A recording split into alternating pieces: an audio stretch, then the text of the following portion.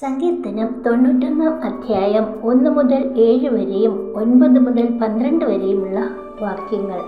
അത്യുന്നതന്റെ മറവിൽ വസിക്കുകയും സർവശക്തന്റെ നിഴലിൻ കീഴിൽ പാർക്കുകയും ചെയ്യുന്നവൻ യഹോവയെക്കുറിച്ച് അവൻ എൻ്റെ സങ്കേതവും കോട്ടയും ഞാൻ ആശ്രയിക്കുന്ന എൻ്റെ ദൈവവും എന്ന് പറയുന്നു.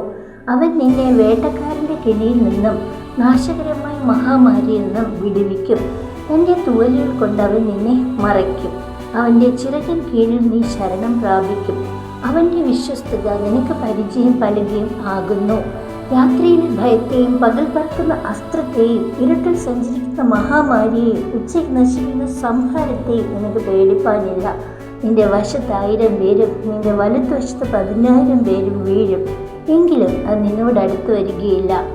9 മുതൽ യഹോവേ, നീ എൻ്റെ സങ്കേതമാകുന്നു. നീ അത്യുന്നതനെ നിന്റെ വാസസ്ഥലമാക്കിയിരിക്കുന്നു. ഒരനർത്ഥവും നിനക്ക് ഭവിക്കുകയില്ല, ഒരു ബാധയും നിന്റെ കൂടാരത്തിനടുക്കുകയില്ല. നിന്റെ എല്ലാ വഴികളിലും നിന്നെ കാക്കേണ്ടതിന് അവൻ നിന്നെക്കുറിച്ച് തന്നെ ദൂതന്മാരോട് കൽപ്പിക്കും.